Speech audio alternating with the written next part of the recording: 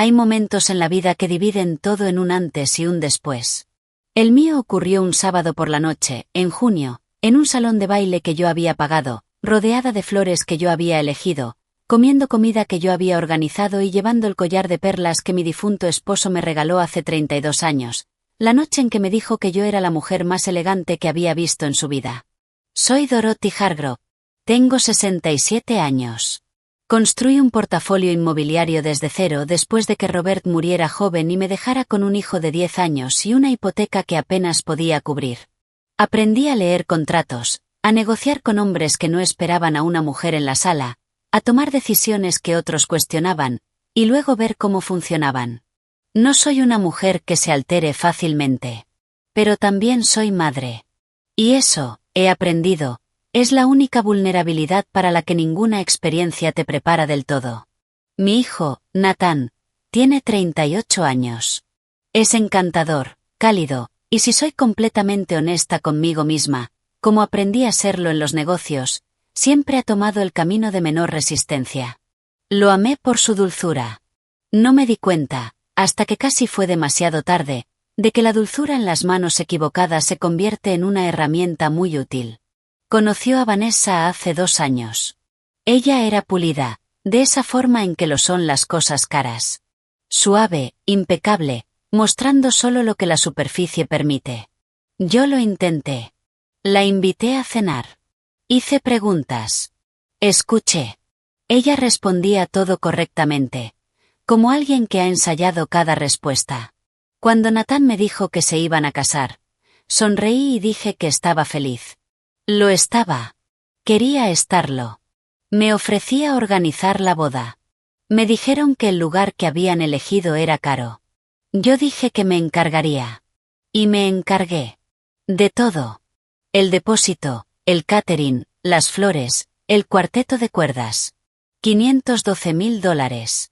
Porque la boda de mi hijo era un día que no tenía ningún interés en hacer a medias. La noche de la recepción, todo estaba exactamente como lo había imaginado. El salón brillaba, el champagne estaba frío.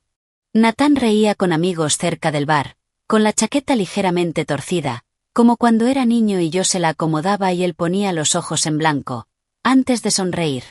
Yo estaba de pie junto a los ventanales que daban al jardín, sosteniendo una copa de champagne que apenas había probado, observando la sala como observo todo, en silencio, completamente, sin perder detalle. Fue entonces cuando Vanessa apareció a mi lado. Seguía con su vestido de novia. Lucía radiante, como suelen lucir las novias cuando saben que las cámaras están sobre ellas. Pero en ese momento no había cámaras. Estábamos solas, en un pequeño espacio de silencio junto a las cortinas.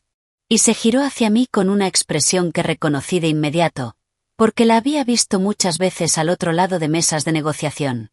Es la expresión de alguien que cree que ya ha ganado. Se inclinó ligeramente hacia mí. Su voz era baja, casi suave, lo que lo hacía peor. Dorothy, he estado pensando cómo decir esto, y decidí que lo más amable es ser directa. Una mujer como tú, tu generación, tu forma de hacer las cosas, no encaja realmente en la vida que Nathan y yo estamos construyendo. Creo que lo entiendes. Sostuvo mi mirada exactamente un segundo. Luego sonrió, se dio la vuelta y volvió a la fiesta. Yo me quedé inmóvil. Mi mano derecha se movió hacia las perlas en mi cuello. Un gesto tan antiguo y automático que ya ni lo noto. La sostuve suavemente, como cuando te aferras a algo que sabes que es real mientras todo lo demás se tambalea por un instante. Después dejé mi copa sobre el marco de la ventana. Tomé mi bolso de la silla a mi lado. Busqué a Nathan al otro lado de la sala, caminé hacia él, besé su mejilla como siempre lo había hecho. Apoyé mi mano un instante en su rostro y le dije que la velada era hermosa, que estaba cansada y que lo llamaría mañana. Me abrazó y me dio las buenas noches. Salí de ese salón sin mirar atrás. Sin hacer una escena. Sin una sola lágrima. Porque hay algo que Vanessa no sabía, algo que la mayoría de las personas que me han subestimado a lo largo de los años tampoco sabían. Yo nunca he tomado decisiones importantes desde la emoción. Las tomo desde la claridad. Y en los 30 segundos que tardé en caminar desde esas ventanas hasta mi hijo, Algo dentro de mí ya había cambiado. Del dolor, a algo mucho más enfocado. Ella quería sacarme de la ecuación. Yo iba a asegurarme de que se arrepintiera profundamente de haberlo pedido. No vuelvo a casa de inmediato. Le pido al conductor que tome la ruta larga, bordeando el agua, donde las luces de la ciudad se reflejan en la bahía y todo parece engañosamente tranquilo. Voy en el asiento trasero, con el bolso en el regazo y las manos apoyadas sobre él, y me permito pensar. No en Vanessa. Aún no. Pienso en cómo llegué hasta aquí. Robert murió un martes de octubre. Nathan tenía 10 años. Yo tenía 39. Y tenía exactamente $214,000 en ahorros, una casa con hipoteca y un esposo que era quien entendía de números. Yo era quien entendía a las personas. Éramos un buen equipo.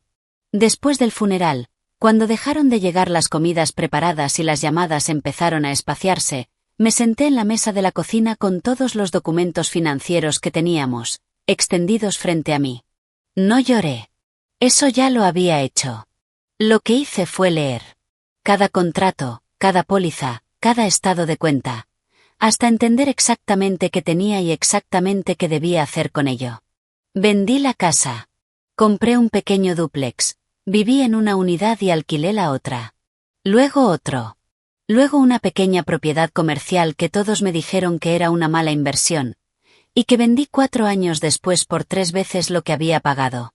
No fui imprudente. No fue suerte. Fui metódica, paciente y completamente incapaz de permitir que alguien más decidiera de que era capaz. Cuando Nathan entró a la universidad, la cual pagué completamente, ya tenía un portafolio que mi contador describía, con una sorpresa que intentaba disimular, como notablemente bien estructurado. Cuando cumplió 30 años, yo tenía la mansión, las inversiones y ese tipo de seguridad financiera silenciosa que no se anuncia en las fiestas. No lo hice para impresionar. Lo hice porque mi hijo nunca iba a sentir ese terror específico de sentarse a los 39 años en una mesa de cocina preguntándose cómo iba a sostener todo. Ese era el único objetivo que importaba.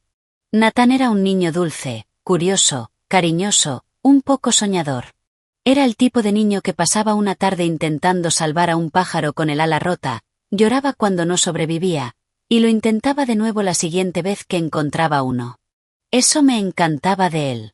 Aún me encanta.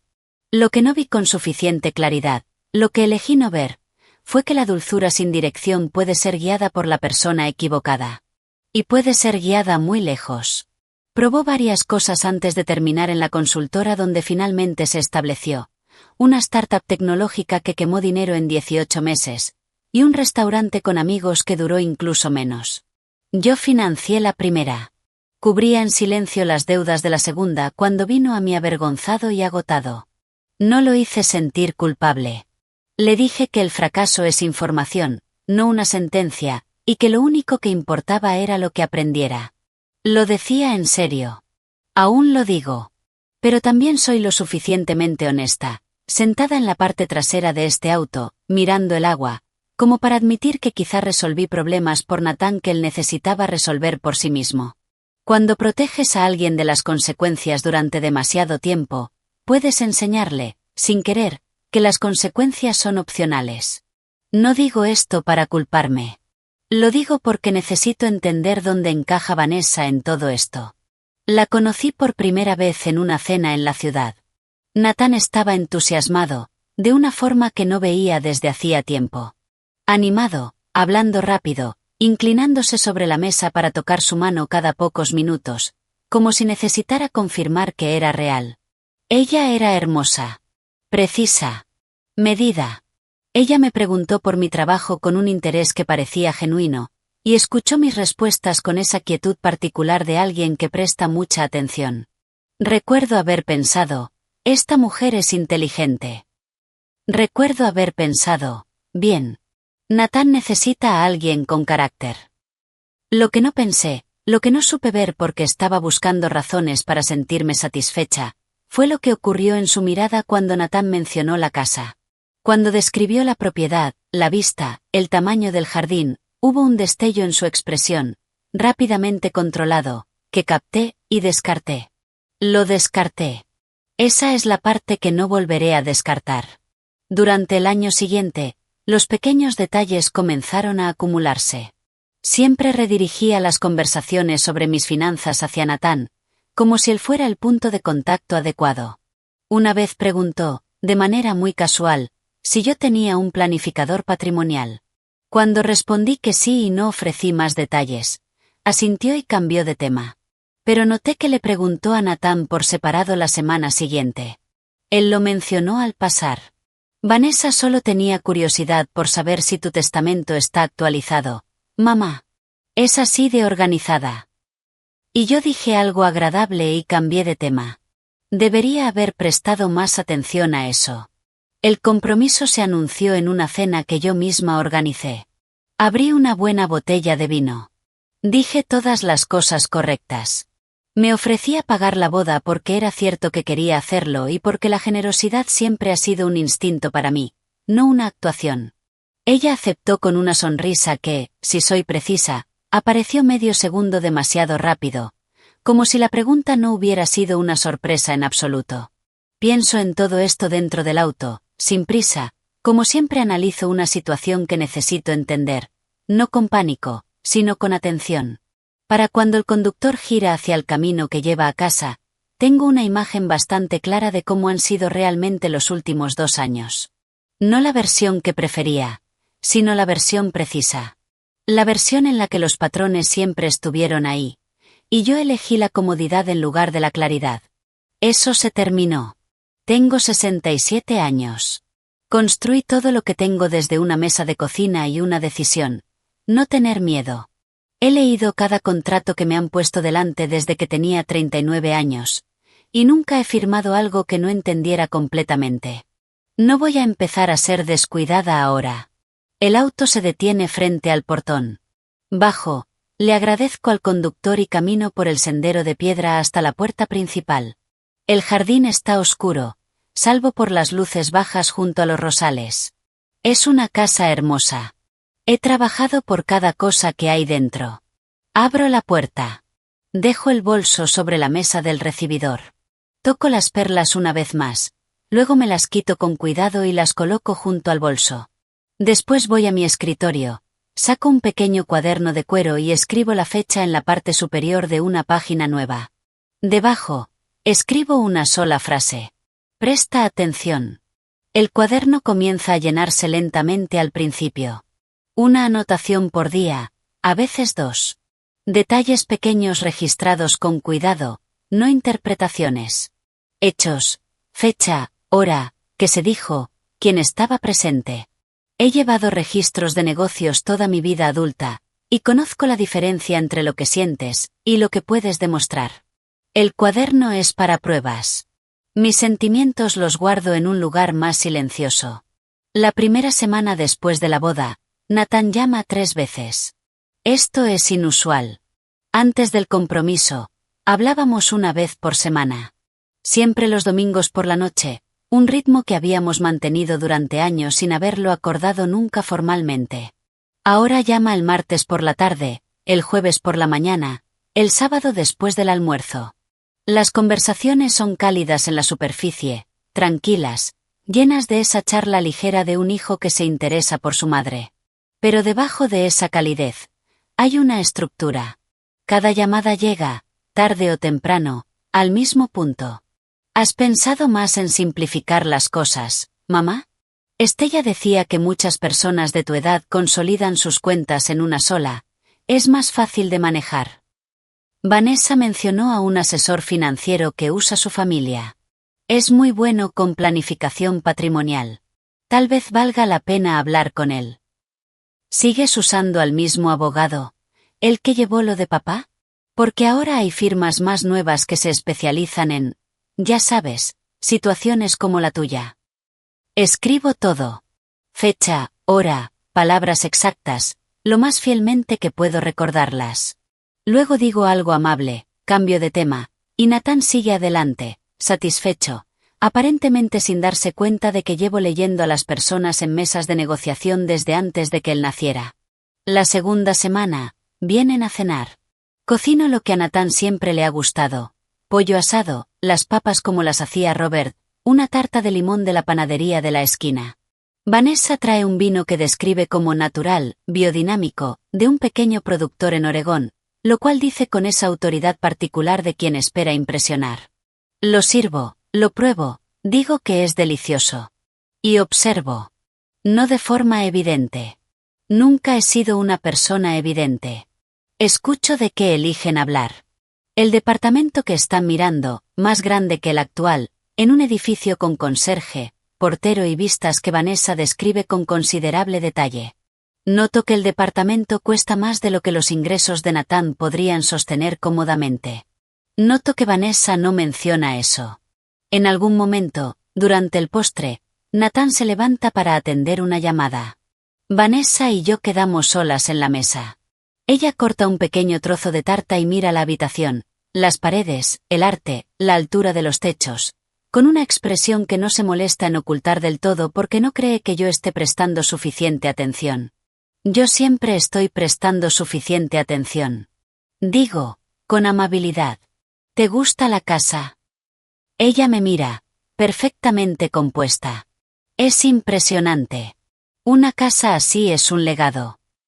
Lo es, respondo. Sonrío. Ella sonríe. Terminamos la tarta. Esa misma noche lo escribo en el cuaderno. La llamada llega un martes por la mañana, 11 días después de la boda. Estoy en mi escritorio revisando la renovación de un contrato de alquiler cuando suena el teléfono. El número es el de banca privada, el que utilizan cuando algo requiere atención personal en lugar del sistema automatizado. Señora Hargrove, buenos días. Habla Patrick, del equipo de clientes privados. Disculpe la interrupción. Quiero informarle directamente sobre algo. Dejo el contrato. Adelante, Patrick. Ayer por la tarde, alguien se puso en contacto con nuestro departamento de fideicomisos.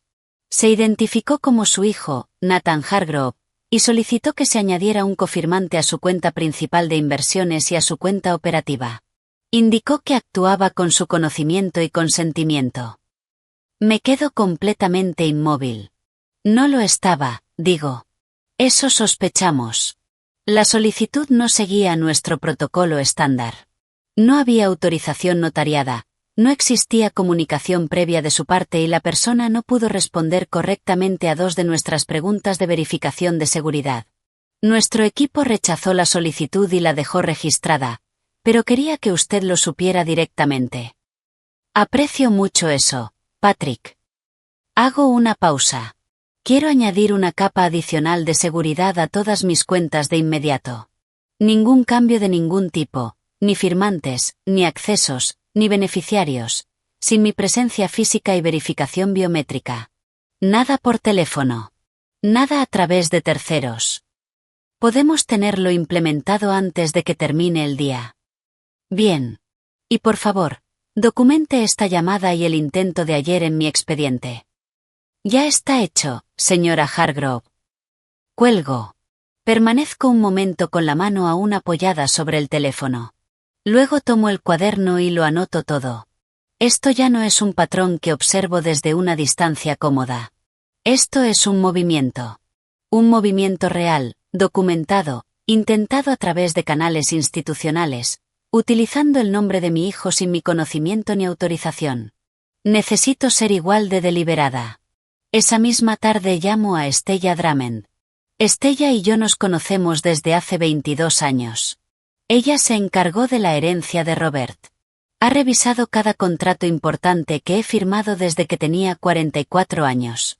Tiene 59 años, se volvió a casar recientemente y es ampliamente reconocida como una de las abogadas más competentes de la ciudad en temas de derecho sucesorio y fraude financiero. También es la única persona en la que confío sin reservas. Le cuento todo, en orden. La boda. El comentario de Vanessa junto a las ventanas. Las llamadas de Nathan. La cena. Y ahora, la llamada del banco de esta mañana. No opino. No adorno. Le doy los hechos en secuencia, como lo haría con cualquier profesional a la que respeto. Ella escucha sin interrumpir. Cuando termino, hay un breve silencio. Dorothy, hiciste bien en llamarme de inmediato. Sé lo que intentaron en el banco. Incluso si era algo exploratorio, incluso si dicen que fue un malentendido, ahora hay un registro formal. Eso es importante. Hace una pausa. Quiero que hagas algo por mí. No confrontes a Nathan. Todavía no. No hasta que entendamos completamente la dimensión de esto. No pensaba hacerlo. Puedo oír el alivio en su voz. Ese alivio particular de una abogada cuando su cliente no va a complicarle el trabajo. Bien. Sigue con el cuaderno. Documenta todo. No cambies tu comportamiento con ellos en absoluto. La misma calidez, el mismo acceso, la misma rutina. Voy a hacer algunas llamadas y te veré el viernes. No hables de esto con nadie más. Entendido. Y Dorothy. Hace otra pausa. Lo siento. Sé que se trata de Nathan. Sí, respondo. Lo es. Me quedo un momento con eso después de colgar. Luego cierro el cuaderno, lo guardo en el cajón con llave de mi escritorio, donde guardo lo más importante, y vuelvo a la renovación del contrato. El trabajo siempre ha sido lo más claro en mi vida. Dejo que siga siéndolo ahora. Pasan 4 días sin incidentes. Veo a Nathan una vez, brevemente, para tomar un café cerca de su oficina. Está relajado, natural, esa versión suya que siempre ha hecho difícil reconciliar lo que sé con lo que siento. Hablamos de una película que vio, de un restaurante que Vanessa quiere probar, de un viaje que están considerando en otoño. No menciona el banco. Yo tampoco. Observo su rostro buscando señales de que sabe que el intento fue detectado. No veo nada. O no lo sabe, o es mejor ocultándolo de lo que le he dado crédito. Registro ambas posibilidades. El segundo descubrimiento ocurre un miércoles por la noche, sin aviso, como suelen ocurrir las cosas importantes. Vanessa y Nathan pasan por la casa sin avisar, algo que ha empezado a ocurrir con más frecuencia, y que he notado sin comentarlo. Se quedan 1 hora. Vanessa usa su teléfono constantemente. Lo deja sobre la encimera de la cocina mientras se sirve agua, lo vuelve a tomar, lo vuelve a dejar. Cuando se van, los acompaño hasta la puerta. Nathan me abraza. Vanessa me toca el brazo brevemente, un gesto que tiene la forma de la calidez, pero no su contenido. Cierro la puerta. Vuelvo a la cocina y lo veo de inmediato. Su teléfono. Boca abajo, junto al frutero. Lo levanto para apartarlo y dejarlo listo para cuando se dé cuenta y regrese. Al levantarlo, la pantalla se enciende. La notificación que aparece es un mensaje. Hay suficiente texto visible, antes de que la pantalla se bloquee, para leer las 2 primeras líneas sin desbloquear nada. Nathan sobre el abogado y el calendario, ella aún no sabe sobre la cita con Chen el viernes es. La pantalla se apaga. Dejo el teléfono exactamente donde estaba. Permanezco de pie en la cocina durante un largo momento. La casa está en silencio. Afuera, escucho el auto de Nathan alejándose. Chen. Un abogado. Una cita de la que yo no sé nada. Voy a mi escritorio. Abro el cuaderno. Anoto cada palabra que acabo de ver, entre comillas, con la hora exacta. Debajo escribo. Chen. Investigar. Saco mi portátil y paso 40 minutos buscando de forma metódica. Abogados de apellido Chen en esta ciudad especializados en litigios patrimoniales, casos de tutela, audiencias de capacidad mental. Cruzo información con registros públicos de casos relacionados con herencias en disputa o derecho de personas mayores. Encuentro un nombre. Lawrence Chen. Derecho sucesorio y de mayores. Hace 3 años. Su nombre apareció en un documento judicial local como abogado en un caso de tutela impugnada. El caso estaba sellado, pero su participación es registro público. Tutela. Cierro el portátil. Sirvo un vaso de agua. Lo bebo lentamente, de pie frente a la ventana, mirando el jardín. Luego tomo mi teléfono y le escribo a Estella. El viernes no puede esperar. Mañana por la mañana. En mi casa. Responde en 2 minutos. Estaré allí a las 9. Estella llega con café y una libreta legal. Nos sentamos en la mesa de la cocina, la misma mesa donde una vez me senté a los 39 años, con todos los documentos que tenía, decidiendo no tener miedo. Le muestro el cuaderno. Le cuento sobre el teléfono. Le cuento sobre Laurence Chen. Ella reconoce el nombre. La pausa antes de que hable es suficiente para entender que no es un buen nombre. Dorothy, necesito ser directa contigo. Si están consultando a un abogado de tutela, esto ya no es solo un tema financiero, lo que podrían estar preparando es una impugnación legal de tu capacidad mental. Si lo logran, pierdes el control de tus decisiones, de tus bienes, de tu atención médica, de todo. Sostengo su mirada. Entonces tenemos que movernos más rápido que ellos. Sí, responde. Tenemos que hacerlo. Destapa su bolígrafo. Voy a recomendar que contratemos a un investigador. Alguien que pueda documentar sus movimientos, sus consultas, su situación financiera por medios legítimos. Registros públicos, observación en espacios abiertos, informes verificables. Nada ilegal. Todo utilizable. ¿Cuánto tiempo? 2 semanas. Quizá menos. Asiento. Hazlo. Escribe durante un momento y luego levanta la vista. También quiero que hoy mismo llames a tu médico, el Dr. Reeves, y programes una evaluación cognitiva completa. Voluntaria, proactiva, documentada. Si están intentando construir un caso de incapacidad, nosotros lo desarmamos antes de que empiece. Es una sugerencia práctica, y ligeramente dolorosa. No porque dude del resultado, sino porque ninguna mujer debería tener que demostrar su propia lucidez para protegerse de su propia familia. Lo llamaré esta mañana. Estella pone su mano sobre la mía, un instante. Vas por delante de ellos, Dorothy. Mantente así. Miro el cuaderno entre nosotras. 2 semanas de documentación silenciosa y precisa. Cada entrada fechada, exacta. Eso haré. El investigador que Estella recomienda se llama Robert Cahill. Exagente federal, 12 años en práctica privada, especializado en fraude financiero y protección de activos. Tiene poco más de 50 años, es reservado, de esa forma en que suelen serlo las personas competentes, y hace sus preguntas en un orden que me indica que ya sabe cuáles respuestas importan antes de que yo las dé. Me agrada. De inmediato. Nos reunimos en la oficina de Estella un lunes por la mañana. Llevo el cuaderno. Lee cada entrada sin hacer comentarios, luego lo cierra y me mira. Señora Hargrove, quiero ser claro con sus expectativas. Puedo documentar sus movimientos en espacios públicos, revisar registros financieros públicos, archivos judiciales, verificar asociaciones profesionales y reunir cualquier información accesible legalmente. Lo que encuentre puede ser significativo, o puede no ser nada. De cualquier forma, sabrá la verdad. Eso es exactamente lo que quiero. Deme 10 días. Le doy el cuaderno para que lo fotografíe. Me lo devuelve antes de que me vaya.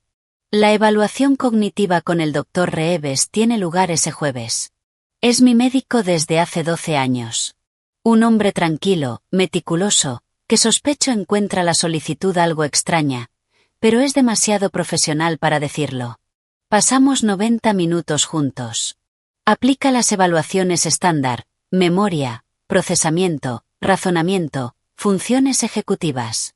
Hablamos de mi trabajo, de mis rutinas, de mi descanso. Al final, entrelaza las manos sobre el escritorio. Dorothy, eres una de las pacientes más lúcidas que tengo. Tendré el informe formal listo a final de la semana. Pero puedo decirte desde ahora que no hay nada aquí que respalde ningún tipo de deterioro cognitivo. Ni remotamente. Necesito eso por escrito. Completo, fechado, firmado. Me observa un momento. ¿Alguien está cuestionando tu capacidad? Es posible. Asiente lentamente, con la preocupación medida de un médico que entiende lo que eso implica en términos legales. Tendrás el informe completo el viernes. Y Dorothy, si alguien contacta a este consultorio solicitando tus registros médicos, te avisaré antes de responder. Gracias, David. Le estrecho la mano y salgo a la tarde, sintiendo algo que solo puedo describir como una claridad fría y limpia. Ellos están construyendo un caso contra mí. Yo estoy construyendo uno mejor. El 7º día. El doctor Reeves llama. No por mi evaluación. Por otra cosa. Dorothy, esta mañana recibí una solicitud formal de tus registros médicos completos. La solicitud proviene de un doctor Lawrence Chen, que se identifica como tu médico tratante en una evaluación cognitiva en curso. Afirma que actualmente eres su paciente. Mantengo la voz firme. No conozco a ese hombre. Eso supuse. La solicitud tenía varias irregularidades. No había documentación de derivación, no existía correspondencia previa entre nuestros consultorios y no pudo proporcionar correctamente tu fecha de nacimiento cuando mi equipo llamó para verificar. La rechacé y dejé constancia del intento. Hace una pausa. También lo reporté al colegio médico como una posible violación ética. Un médico no puede solicitar historiales alegando una relación con un paciente que no existe. David, necesito que conserves todo. La solicitud original, el registro de llamadas, tu documentación, todo. Ya está en tu expediente. Después de colgar, llamo a Estella de inmediato. Escucha y luego dice. Ese es el segundo intento institucional que podemos documentar. El primero fue el banco. Ahora, una solicitud fraudulenta de registros médicos. Están construyendo un rastro documental para una demanda de incapacidad, y lo están haciendo de forma descuidada porque creen que no estás mirando. Me han subestimado gravemente. Sí, dice Estella. Lo han hecho. Mi contador, Geral, llama 2 días después. Geral ha gestionado mis cuentas durante 16 años. Es metódico, cauteloso e incapaz, por naturaleza, de dejar pasar algo irregular sin señalarlo. En mi experiencia, es la cualidad más valiosa que puede tener un contador. Señora Hargrove. Dorothy, disculpa. Esta mañana recibí una solicitud de alguien que se identificó como tu representante financiero autorizado, pidiendo copias de tus declaraciones de impuestos de los últimos 3 años y un resumen completo de tus activos. Afirmaban tener poder notarial. No lo tienen. Lo sé. Cualquier poder notarial legítimo habría llegado a través del despacho de tu abogada, con documentación notariada, y tú me habrías informado directamente. Rechacé la solicitud y pedí verificación. Colgaron. Hace una pausa. Dorothy, este es el segundo contacto inusual que recibo este mes. Hace 2 semanas, alguien llamó haciendo preguntas generales sobre la estructura de tu portafolio. Dijeron que eran del banco, haciendo una auditoría. No proporcioné información, pero debería haberte llamado entonces. Lamento la demora. Geral, necesito que documentes ambos contactos con todo el detalle que recuerdes. Fechas, horas, ¿qué se dijo? Envíalo hoy mismo al despacho de Estella Drummond. Estará hecho antes del mediodía. Agrego su nombre a una página del cuaderno que he titulado simplemente Intentos documentados. La lista ahora tiene 4 entradas. Robert Cahill regresa el día 9, un día antes de lo previsto. Nos reunimos nuevamente en la oficina de Estella. Trae una carpeta. No es gruesa, pero está organizada con la precisión de alguien que entiende que la calidad de la evidencia importa más que la cantidad. Coloca fotografías sobre la mesa primero. Su hijo y su esposa se reunieron con Lawrence Chen 4 veces en las últimas 3 semanas. Estas fueron tomadas fuera de su edificio, en propiedad pública. Señala cada imagen. Nathan y Vanessa llegando. Saliendo. En una ocasión, con un segundo hombre que no reconozco. El tercer individuo en esta fotografía es un abogado especializado en solicitudes de tutela de emergencia. Ha presentado 11 en los últimos 4 años. 9 fueron impugnadas. 6 finalmente fueron concedidas. Miro las fotografías durante un largo momento. Mi hijo, con un abrigo oscuro, sosteniendo la puerta para Vanessa frente a un edificio en el que nunca he estado. Un edificio donde, aparentemente, 2 personas están discutiendo cómo quitarme el control de mi propia vida. El panorama financiero, continúa Robert, es el siguiente. Abre un informe impreso. Nathan Hargrove tiene $214,000 en deudas personales, líneas de crédito, un préstamo empresarial fallido de hace 3 años y una segunda hipoteca sobre su departamento registrada en documentos públicos hace 6 meses. Vanessa Hargrove tiene $268.000 en deudas bajo su apellido anterior, la mayoría provenientes de una empresa que fue disuelta hace 2 años. En conjunto, están cargando con casi $500,000. Estella deja el bolígrafo. Incluso ella guarda silencio por un momento. No son codiciosos, digo despacio. Están desesperados. Esa distinción importa en un tribunal, responde Estella. La desesperación establece el motivo con mucha claridad. Robert continúa. También revisé el historial profesional del Dr. Chen en registros públicos. Ha sido mencionado en 3 denuncias éticas en los últimos 5 años, todas relacionadas con evaluaciones de capacidad realizadas a petición de familiares y no del propio paciente. 2 fueron desestimadas por falta de pruebas. La tercera sigue en revisión. Pienso en alguna mujer, en algún lugar, sentada frente a ese hombre, escuchando cómo alguien pagado por su propia familia declaraba que ya no era capaz de manejar su vida. Hay registros de pagos entre Chen y Nathan o Vanessa. No en registros públicos. Habrán sido cuidadosos con eso. Pero detecté retiros en efectivo de las cuentas accesibles de Vanessa por un total de $18,000 en las últimas 6 semanas. No hay depósitos ni compras registradas que correspondan. Asiento. Es consistente. Esa noche ocurre algo que no planeé, y que no necesitaba. Mi nieta política, la hija de un primo de Nathan, una joven llamada Mia, con quien siempre he tenido una relación cercana y que pasó todos los veranos aquí hasta que se fue a la universidad, aparece en mi puerta a las 9:30 de la noche. Tiene 26 años. Parece no haber dormido. La hago pasar y preparo té sin hacer preguntas, porque aprendí hace mucho que lo más importante cuando alguien llega así a tu puerta, es no hacerle sentir prisa. Nos sentamos en la mesa de la cocina. Ella rodea la taza con ambas manos. Abuela Dorothy, necesito decirte algo. Y necesito que sepas que llevo 2 semanas intentando decidir si decírtelo. Y estoy aquí porque no puedo vivir conmigo misma si no lo hago. Tómate tu tiempo, le digo. Respira hondo. Nathan me llamó el mes pasado. Me pidió que escribiera una carta, una declaración, la llamó, sobre momentos en los que te hubiera visto confundida o distraída. Dijo que era por tu protección, que la familia estaba preocupada y quería asegurarse de que tuvieras el apoyo adecuado. Mira su taza.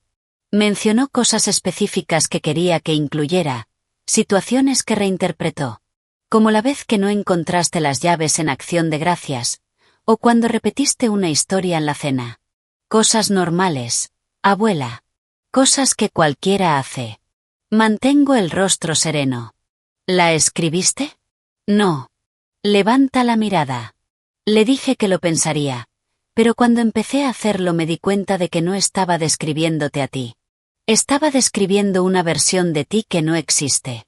Y empecé a pensar en por qué necesitaría que esa versión existiera. Su voz es firme ahora, como sucede cuando alguien joven toma una decisión difícil y se mantiene en ella. Lo siento por no haberte llamado antes. Extiendo la mano y la coloco sobre la suya. Estás aquí ahora. Eso es lo que importa. Le pregunto con cuidado, sin presión, si estaría dispuesta a hablar con Estella. No en un contexto confrontativo, solo para documentar lo que le pidieron y su decisión de negarse. Dice que sí, sin dudar. Cuando se va, me quedo sentada unos minutos en silencio. Mi hijo llamó a su propia prima, y le pidió que ayudara a construir un registro falso de mi deterioro. Le dio una lista. Una lista de momentos reinterpretados. Pienso en el hombre en aquella boda, con la chaqueta torcida, riendo con sus amigos. El niño que lloraba por el pájaro con el ala rota. Me permito 30 segundos para sentir esa pérdida. Exactamente 30 segundos. Luego abro el cuaderno en una página nueva. A la mañana siguiente, Estella y yo nos reunimos durante 2 horas. Ponemos todo sobre la mesa. Literalmente. Las fotografías y registros financieros de Robert. La documentación de Gerald sobre los intentos fraudulentos. El informe del Dr. Reeves sobre la solicitud médica falsa. Mi cuaderno. Cada entrada. El informe de seguridad del banco. La declaración que Mía está por formalizar. Estella observa todo con la expresión de alguien que hace un recuento final antes de una decisión importante. Este es un caso sólido, Dorothy, lo suficientemente sólido como para que, si presentan cualquier acción, una solicitud de tutela, una impugnación de capacidad, lo que sea, podamos responder de inmediato y de forma contundente, y también lo suficientemente sólido como para respaldar denuncias penales por fraude, suplantación de identidad e intento de explotación financiera de una persona protegida. ¿Qué hago ahora? Me mira con firmeza. Ahora decides cómo quieres usarlo. Miro las fotografías de mi hijo frente a ese edificio. El informe del banco. El memorando de Geral. La evaluación cognitiva que me describe, en lenguaje clínico, como lúcida y plenamente capaz. Pienso en la mujer que, a los 39 años, se sentó en una mesa de cocina con todos sus documentos, y decidió no tener miedo. Sé exactamente lo que voy a hacer. Lo sé, digo. Estella toma su bolígrafo. Dímelo. Duermo bien esa noche. Eso sorprende a algunas personas cuando lo menciono, o lo haría, si se lo contara a alguien. Se supone que una mujer, en la víspera de desmantelar el futuro financiero de su propio hijo, debería pasar la noche en vela, atormentada, dudando. Pero yo nunca he tomado una decisión con la que no estuviera preparada para vivir. Y no voy a empezar ahora. Cuando mi cabeza toca la almohada, todo ya está en marcha. El análisis terminó. Lo que queda es la ejecución. Soy muy buena ejecutando. El jueves comienza a las 7. Me visto con cuidado. No para una ocasión, sino con la intención precisa de alguien que entiende que, en un día importante, cómo te presentas importa. Blazer gris oscuro. Blusa de seda negra. El brazalete Cartier que Robert me regaló en nuestro 15º aniversario. Las perlas las dejo aparte. Hoy no es un día de perlas. Hoy es otro tipo de armadura. Preparo café. Me quedo unos minutos frente a la ventana de la cocina, mirando el jardín. Las rosas están en el punto justo antes de su máximo esplendor. Ese breve instante antes de que empiecen a caer. Y no pienso en nada en particular. Solo en las rosas. Solo en la luz. Luego me siento en mi escritorio, y empiezo. La primera llamada es a Patrick, en el banco. He preparado esta conversación como preparo todas las importantes.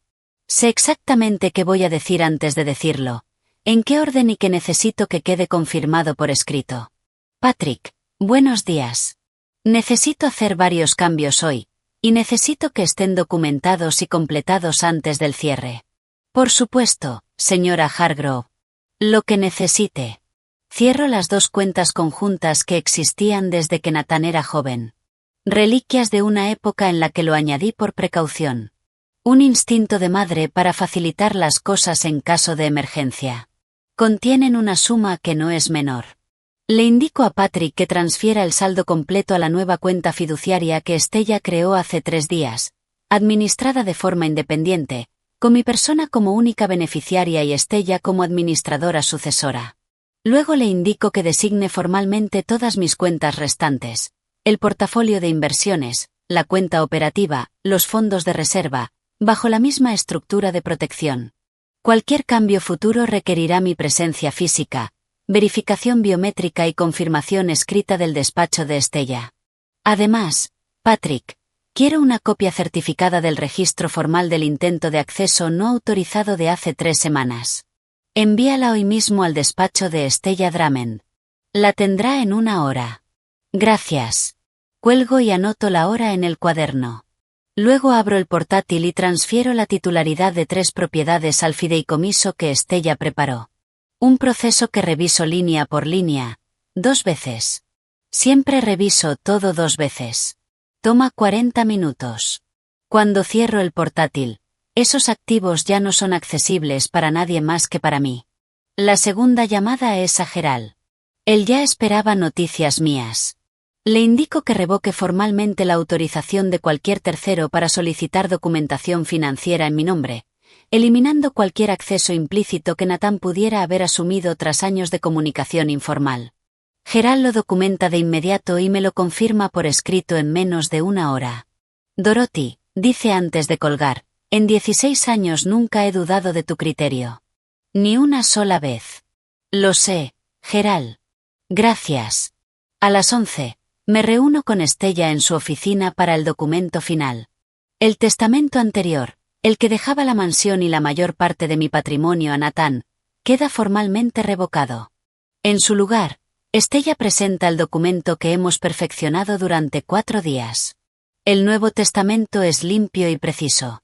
La mansión, el portafolio de inversiones, las propiedades, todo el patrimonio pasará a una fundación filantrópica establecida en mi nombre, dedicada a financiar educación empresarial y mentoría para mujeres que reconstruyen su vida después de una pérdida.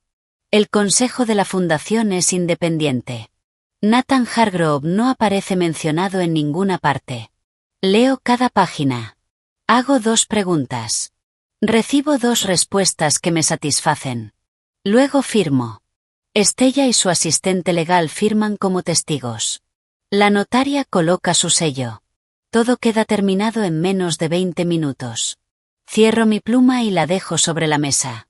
El documento descansa allí.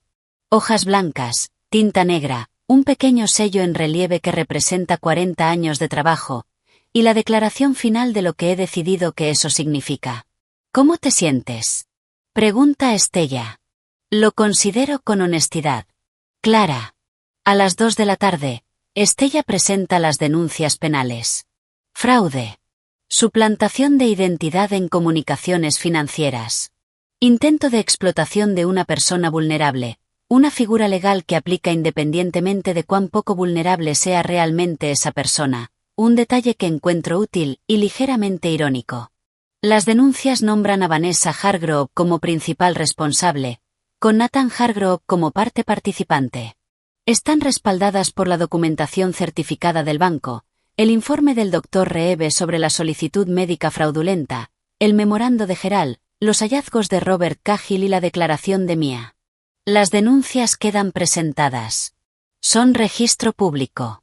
Un oficial judicial entregará la notificación formal en el penthouse el viernes por la mañana. Ya está, dice Estella, levantando la vista. Sí. Me pongo de pie. Ajusto mi chaqueta. Le agradezco sinceramente, no por formalidad, y salgo a la tarde. Esa noche voy al teatro. Tenía las entradas desde hacía meses. Una obra que esperaba desde primavera. Consideré brevemente si el jueves era la noche adecuada, y decidí que era exactamente la noche correcta. Porque me niego a que esta situación me quite algo más de lo que ya me ha quitado. Ya ha sido suficiente. Llevo un vestido azul marino oscuro. Me pongo nuevamente las perlas. Me siento en mi butaca y veo la obra. En algún punto del segundo acto, me descubro realmente conmovida por la puesta en escena, por las voces, por ese dolor particular del teatro en vivo que nada grabado logra replicar. Pienso en Robert, que siempre se dormía en el teatro, y despertaba justo para los aplausos, insistiendo en que había estado despierto todo el tiempo. En el intermedio, estoy de pie en el bar con una copa de champagne. Y no pienso en nada. Solo en la sala. En la luz. En el murmullo agradable de desconocidos disfrutando la noche. Es una buena noche. Estoy en casa a las 11. Cuelgo el vestido. Dejo las perlas sobre la cómoda. Hago una última anotación en el cuaderno. Fecha, hora, un resumen breve de todo lo que se completó hoy. Luego lo cierro. Ya no necesito este cuaderno. Lo que contiene ahora está en manos de las personas correctas, en las oficinas correctas, en los archivos correctos. Mi parte ha terminado. Lo guardo en el cajón con llave. Cierro el cajón. Luego me lavo el rostro, me acuesto y apago la luz. Afuera, el jardín está en silencio. Las rosas siguen allí, en la oscuridad, en el borde de su máximo esplendor. Mañana, un oficial judicial tocará la puerta de un penthouse. 2 sobresellados cambiarán de manos. Y Vanessa Hargrove descubrirá, en el lenguaje frío de los documentos legales, El costo exacto de susurrar algo imperdonable a una mujer que construyó todo desde la nada, y que nunca, ni una sola vez en su vida adulta, dejó de leer la situación. Cierro los ojos. Duermo de inmediato. Profundamente. Sin ninguna dificultad. Estoy en el jardín cuando ocurre. No porque lo haya planeado. No sabía exactamente a qué hora llegaría el oficial, y no tenía intención de observar desde una ventana como alguien que espera un veredicto. Estoy en el jardín porque es viernes por la mañana. Y las rosas necesitan ser cortadas. Y yo he cuidado este jardín a través de cosas mucho más difíciles que esta. Llevo una blusa de seda color crema y pantalones oscuros. El cabello recogido. Guantes de jardinería.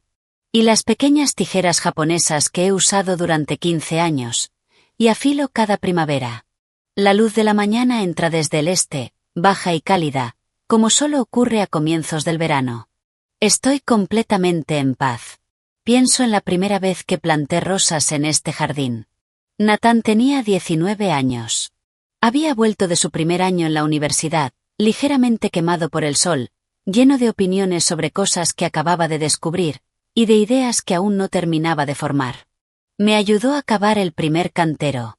No exactamente con entusiasmo, sino de esa forma en que los jóvenes ayudan cuando perciben que algo es importante para su madre, cuando todavía están lo suficientemente cerca como para que eso les importe.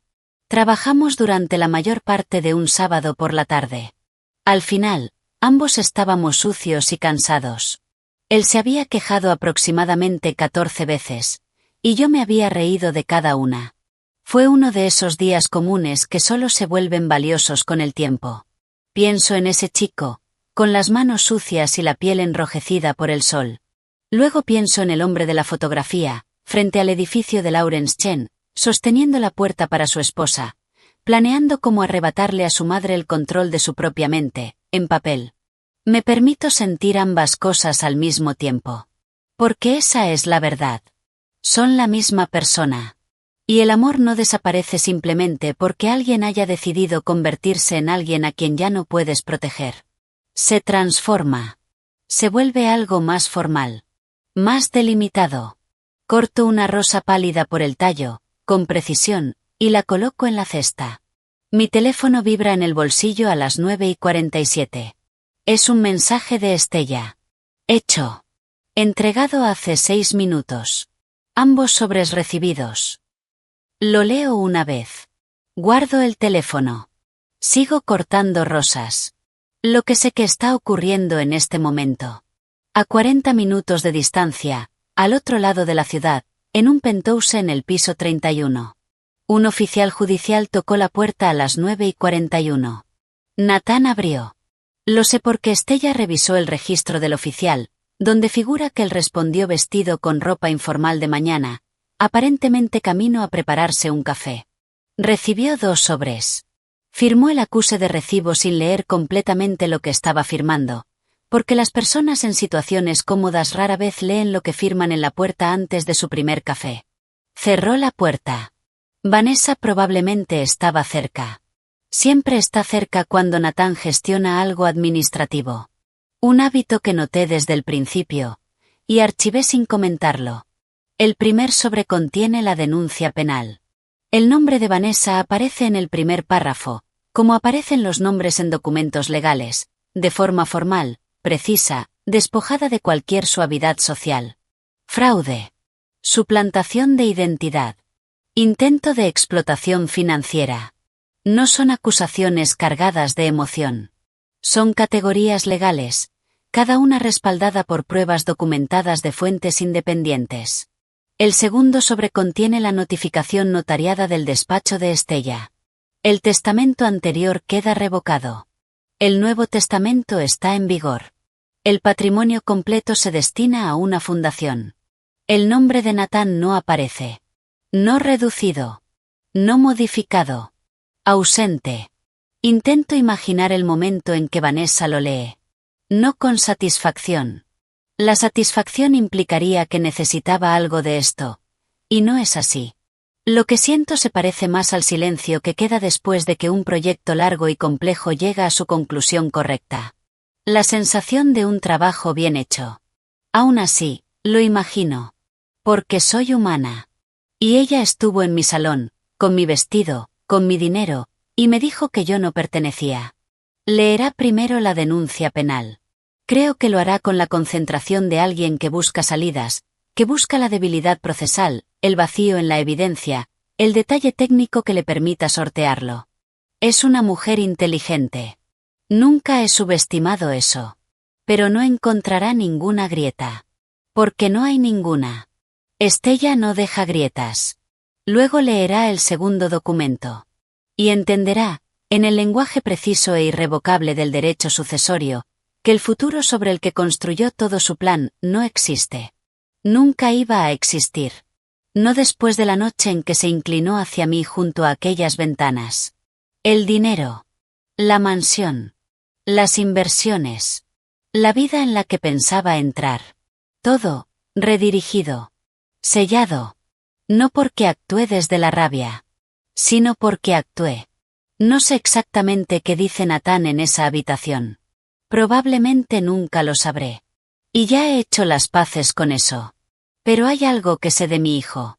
Debajo de su suavidad, debajo de los años de consecuencias evitadas y caminos despejados, hay una persona que sabe exactamente lo que ha hecho. Las justificaciones, queríamos estar bien, era por proteger a la familia, no le iba a hacer daño, son frágiles. Solo funcionan en ausencia de pruebas.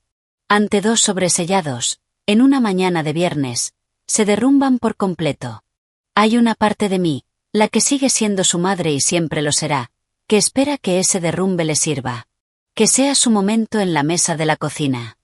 Ese instante en el que todo está frente a ti, y decides quién vas a ser a partir de ahí. Yo tuve el mío a los 39. Quizá él tenga el suyo ahora. Lleno la cesta con rosas. Principalmente las pálidas. La variedad que eligió Robert. Las que florecen más tiempo, y caen más tarde. Me enderezo, estiro la espalda y observo el jardín en la luz completa de la mañana. Y pienso. Esto es mío. Cada centímetro. La tierra, la luz, el trabajo, los años. Nadie va a quitármelo. Nadie va a pararse en una habitación y decidir que ya no pertenezco a mi propia vida. Tengo 67 años. Sé leer un contrato. Y sé leer a una persona. Y supe, desde la noche de aquella boda, exactamente lo que esta situación requería. Requería paciencia. Documentación. Los profesionales adecuados. Preparados y de confianza. Requería no hacer un solo movimiento, hasta estar lista para hacerlos todos a la vez. Requería ser exactamente quien siempre he sido. Mi teléfono suena a las 11:12. Natán. Miro la pantalla durante 2 tonos. Luego contesto. Mamá. Su voz es distinta. Despojada de la calidez cuidadosa que ha sostenido durante meses. Más cruda. Más joven. Mamá, necesito hablar contigo. Lo sé. Silencio. No sé cómo. Natán. Mi voz es calma. No fría. Hay una diferencia, y quiero que la escuche. No voy a tener esta conversación hoy. Necesitas tiempo. Y yo también. Y la conversación que tengamos tendrá que ser honesta de una forma para la que ninguno de los dos está completamente preparado ahora mismo. Se detiene. Intenta hablar otra vez. ¿Estás bien? La pregunta es tan genuina que, por un instante, me desarma. No por completo. Pero sí por medio segundo. La parte de mí que es su madre. La que cortaba tortas de cumpleaños, lo llevaba a funciones escolares, lo abrazaba cuando lloraba por un pájaro herido. Estoy en el jardín, digo. Las rosas están hermosas esta mañana. Otro silencio. Más largo. Mamá, lo siento. Cierro los ojos. No para recomponerme. Estoy recompuesta. Sino para darle a esas palabras el momento que merecen. Lo sé. Te llamaré el próximo domingo. Como siempre. Corto la llamada. Me quedo en el jardín, con el teléfono en una mano y las tijeras en la otra, respirando el aire de la mañana, que huele a rosas recién cortadas, a tierra removida, Y a esa limpieza particular que llega después de semanas de trabajo silencioso bien hecho. Estella llama al mediodía. El abogado de Nathan se puso en contacto esta mañana. Pregunta si hay margen para negociar. No lo hay. No en la denuncia penal. Eso sigue su curso. Esa es la situación de Vanessa. Hago una pausa. ¿Y Nathan? Considero la pregunta. El testamento se mantiene. El fideicomiso se mantiene. Todo se mantiene. Otra pausa. Pero dile a su abogado que estoy dispuesta a hablar con Nathan directamente. En lo personal. No en lo legal. Cuando esté listo para hacerlo con honestidad. Y sin Vanessa en la sala. Estella guarda silencio un momento. Estás dejando una puerta abierta. Una puerta muy específica. Con condiciones muy específicas. Entendido. Puedo oírla tomando notas. Y por lo que vale, Dorothy, verte manejar esto ha sido una de las cosas más notables que he visto en 30 años de ejercicio. Hicimos un buen equipo.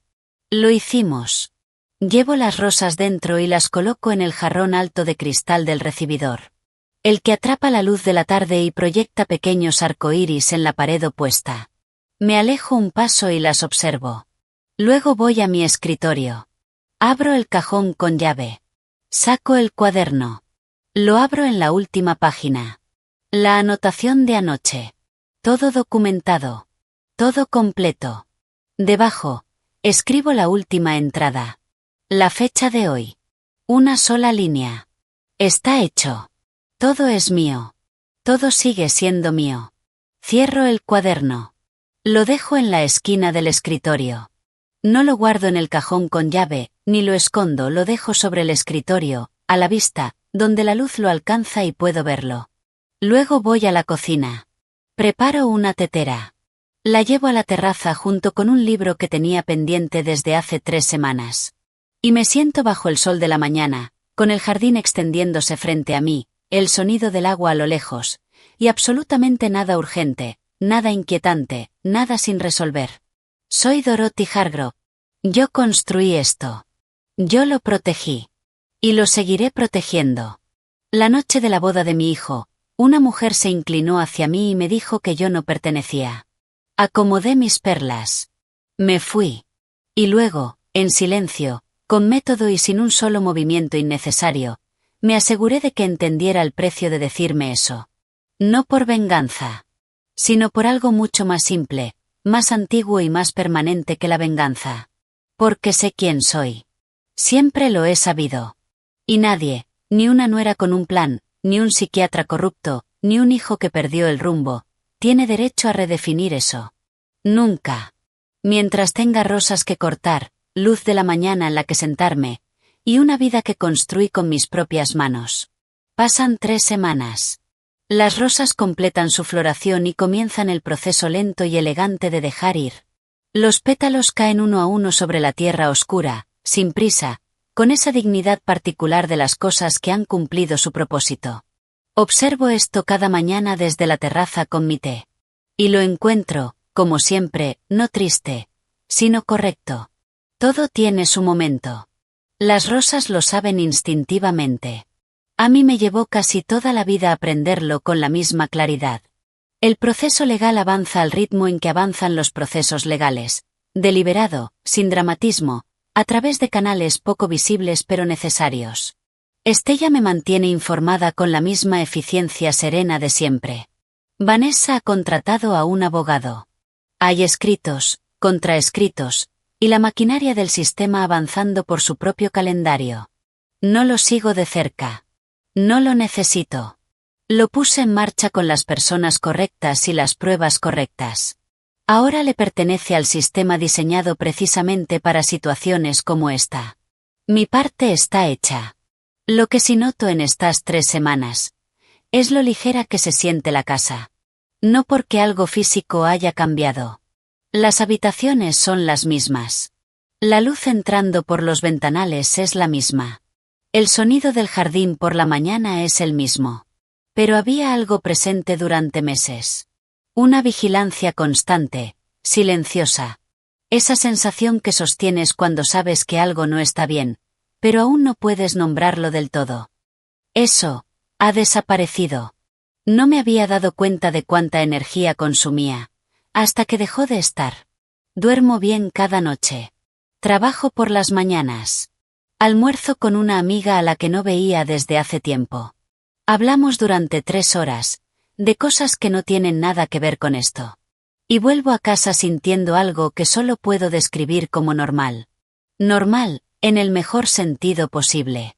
La normalidad de una vida que es completamente, inequívocamente mía. Nathan llama el domingo, como siempre. Contesto en el segundo tono. La conversación no es fácil. No esperaba que lo fuera. Y no quería que lo fuera. Si fuera fácil, significaría que ambos estamos fingiendo. Y ya no estamos en ese punto.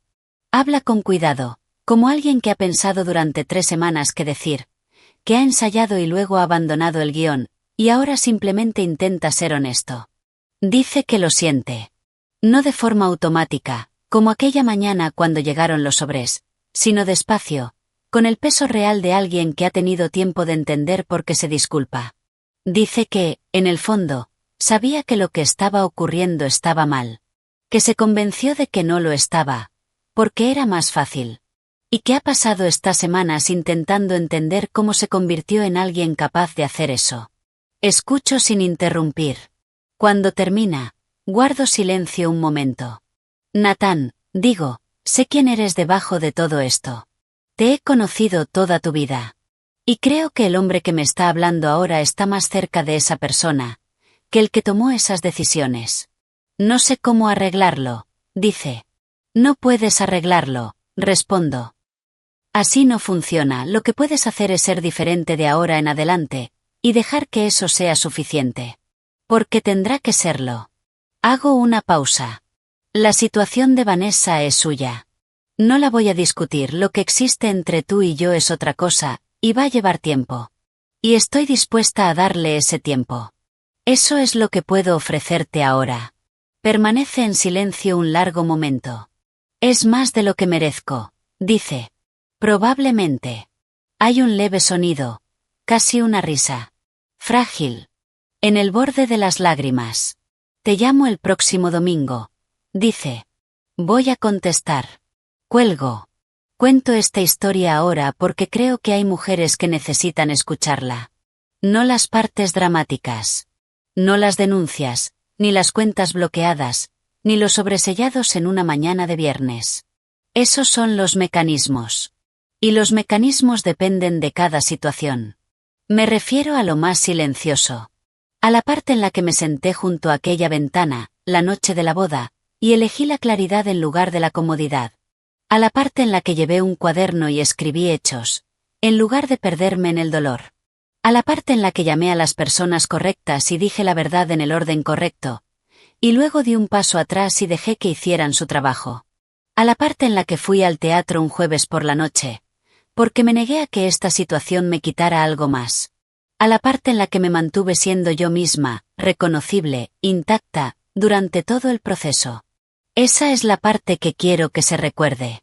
No la venganza, aunque no voy a negar que hubo cierta satisfacción en la precisión de todo esto. Sino el hecho de que fue posible, porque nunca dejé de ser Dorothy Hargrove. No entré en pánico. No confronté antes de tiempo. No dejé que supieran que yo sabía. Fui paciente. Metódica. La misma mujer que fui a los 39, en aquella mesa de cocina. A los 45, firmando mi primer gran contrato comercial. A los 50, negociando con hombres que no esperaban que supiera lo que sabía. Fui exactamente quien siempre he sido. La fundación está ahora en sus primeras etapas. Estella trabaja en la estructura del directorio. Ya hemos identificado a 3 mujeres, menores de 40 años, cada una reconstruyendo su vida después de una pérdida, que serán las primeras beneficiarias del programa que estamos diseñando. No la creé como una declaración. La creé porque es lo que yo habría necesitado a los 39, y ahora tengo los recursos para dárselo a otra persona. Esa es la única razón que alguna vez ha importado. Pero admito, en silencio, Que hay algo profundamente satisfactorio en saber que el patrimonio al que Vanessa dedicó 2 años intentando acceder, será utilizado, para siempre, en ayudar a mujeres que ella nunca habría notado. Cada centavo. Esta mañana estoy nuevamente en el jardín. Las rosas han descansado, y el nuevo crecimiento ya comienza. Pequeños brotes cerrados aparecen en las puntas de las ramas. Las primeras señales de un nuevo ciclo, exactamente cuando debe comenzar. Corto las flores marchitas, como se debe hacer, para dar espacio a lo que viene. La luz de la mañana es baja y cálida. El jardín huele a tierra removida y a verde vivo. En algún lugar del vecindario, un perro ladra algo que considera urgente, y casi seguro no lo es. Tengo 67 años. Tengo una fundación que construir. Rosas que cuidar. Libros que aún no he leído. Y una llamada los domingos con mi hijo, que será difícil y necesaria. Y con el tiempo, quizá algo más. Tengo todo lo que importa. Me enderezo. Me quito los guantes de jardinería. Miro el jardín. Todo. Cada rincón. Mío, bajo la luz de la mañana. Y siento algo asentarse en mi pecho, algo que llevaba meses ligeramente inestable. Es simplemente esto. Sé quién soy. Siempre lo he sabido. Y eso, al final, es lo único que nadie puede quitarte, si te niegas a entregarlo. Tomo la cesta de rosas y camino hacia la casa. La puerta está abierta. La luz interior es cálida. Entro.